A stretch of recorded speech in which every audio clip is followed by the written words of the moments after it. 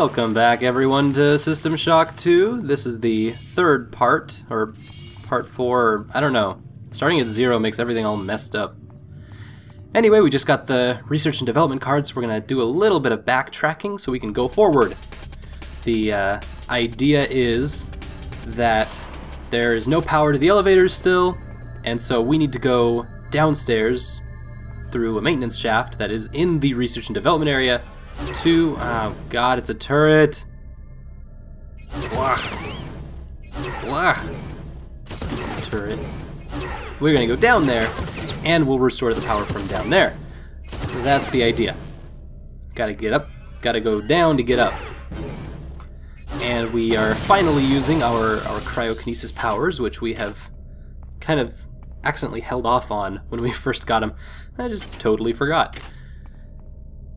Pretty poor mistake, but that is an unbreakable window. I should have paid more attention. So, we're gonna have to actually start paying attention to how much psi we use and try to figure out how this whole system works. In the previous episodes, we were comparing the newer BioShock to the older System Shock 2. A difference of 8 years. 1999 was when this was released, and 2007 was when BioShock was released. So I don't actually know where the research and development lab is. I just kind of am hoping I run into it somewhere along the line. Just kind of stab it in the dark. Oh! Well, that's just friggin' dandy. There's signs for it right there. You ask and you receive. So, we were talking about those comparisons in the last couple episodes. And so, I guess we can't sell the things we have on us, so having 2 of those is absolutely useless. Unless we were to lose it somehow. I don't know. These missions should have been scrubbed before it left Earth. We've been unable to contain the reactant coolant leaks on Deck 1. I've put an order requiring hazard suits down there. I know you think this would cause a panic, but it's better than giving everybody radiation sickness, don't you think? Huh, I don't really know what she meant by that, but I'm very concerned. Spend them wisely. They're not easy to locate. So, looks like we hit another checkpoint because our confidant upstairs on Deck 4 has given us more cookies. Yeah, I heard you, camera. You can't hide from me. Although I can hide from you. The cameras are not very smart for being automatic beasts of hell. That's what a camera is. Well, apparently your pistol was not very helpful for whatever happened in this room. I like that every corpse on the ground tells their own story. He should know the code to the maintenance access shaft. Hurry! He's been badly wounded. Don't let him die before he tells you that number. How do you know all this, and how come he can't get in contact with me? Well, apparently some corpses tell more stories than others. And that ghost was much louder. Alright, so we got a maintenance tool. Can we fix our jammed gun? Ow. No, we can't repair stuff. We still definitely don't have a repair skill of 3. Maybe... No, we can't even maintain. We don't have maintain skills. This is... Ugh, that's so dumb. Alright. Apparently because we don't know how to use maintenance, we cannot maintain those things. There's only so much corporate calisthenics I can go through before I start to feel a little queasy, so let's get down to brass tacks here. We don't like each other. We each have our own motivations for undertaking this mission, so let me give you a little warning. I cannot be circumvented. I cannot be tricked. I cannot be manipulated. And I cannot be bought. You come at me straight, and keep the fancy maneuvers for your next board meeting. Just because my father swam with the sharks doesn't mean that I do. What a charming fellow. apparently that is Mr. Diego, who is the lead person, captain. I think that's what those are called. Captain of the USS Rickenbacker. I can remember Rickenbacker, but I can't remember captain. So that's him, and apparently he's kind of a douche nozzle in some form or another. We got a speed booster? Okay. Apparently that's something that'll help us. Whoa, that is a shotgun that is absolutely not jammed. This could be a new step. Maybe a step for... Oh, wait. What? I can't use it because I don't have a standard of 3? Oh.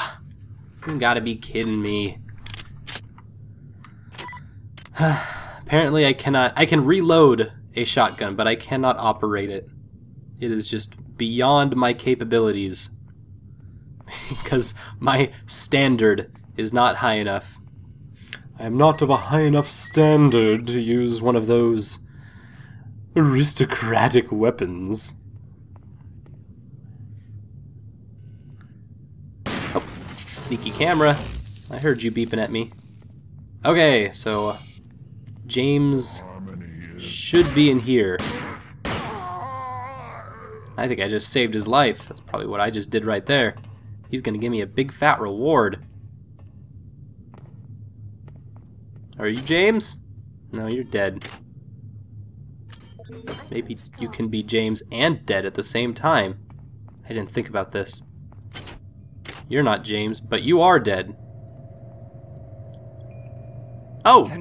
You must be James. They want you understand? They want you as a host. Get away. Okay. So I think that's what we came down here for. Oh. We don't even need him alive. That's so sad. He was more useful to us dead than alive. What an absolute tragedy. Okay, so apparently that was a big plot mission specific thingy. You can tell because bad guys came out of the woodworks to kill us. It's a pretty good tell. Alright, calm down already. The access code to the conduit is 12451. I've got an autopsy. I don't need you for your brain or for your mind or for anything. I just need you to tell me a couple numbers. That is your only use to me. That's kind of sad and depressing. Why is it that no one listens to me? Oh, we've heard that one. Now, how do I get to the... I picked up 2 of those. Some idiot hacked into the primary data. There's the other one. The time is 16:30. Autopsy subject A. Watson. Now we're going to make the first incision in... Hold him down. I'm trying to. I'm trying. Aww. Wow, they recorded the squishing sound very well. Oh, sorry, I guess that was some extra sound effects on top of that. Spooky. That recording was not quite done. Like a prank voicemail message box. Leave a message after the beep, and then they kind of just hold you on the line for half an hour. Beep. So there's a cool place we can analyze all of these huge works of Ken Levine, and they all lie on this a very specific spectrum between System Shocks and Bioshocks and even Thieves, which is another older series that he worked on, with Looking Glass and with the which is the older production studio before this one. And you saw it in the titles in episode 0. It was sitting in there, Looking Glass and oh my god, I'm blanking on the one that starts with the letter I. I always get the I part. But they have these similarities to them. Oh goodness, I'm getting stuck in a loop. Captain Diego of the Shouldn't have hit that button. After some coercion, he's agreed to go planetside as a joint venture. Imagine, this historic mission might even become more historic. First contact. And who is there to get exclusive rights to all media, patents, and land grants? Although, still a very important thing. That was the win-win reasoning of setting down on a planet halfway through their trip anyways. Okay, this is what I was looking for. 12451. So, somewhere around there's a keypad and I need to... Oh my god. That is not a good guy. That is the prototype for Big Daddy. Design-wise, not literally-wise. That'd be weird. Time travel. Juju. Oh, they are not super resistant, but pretty resistant to some ice baby attacks. Oh my god. It's getting closer. This is not cool. I am completely unequipped for something this hardcore. But so with Ken Levine's games, you don't really have like a specific mechanic or a certain style or aesthetic that kind of follows through with all of these. However, what you do have is a very specific style of narrative. And maybe not even narrative. Narrative is a terrible word for it. It's kind of restrictive. How about just story or world? Ken Levine's worlds are what you are playing through, as he's the lead writer, he's the lead director for all of these games, and they all have this feeling of being very big and a little bit unnerving in some way or another.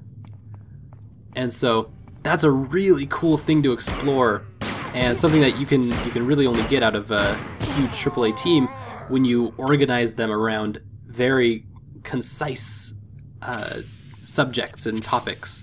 In this case, we have themes of cyberpunk themes and high sci-fi,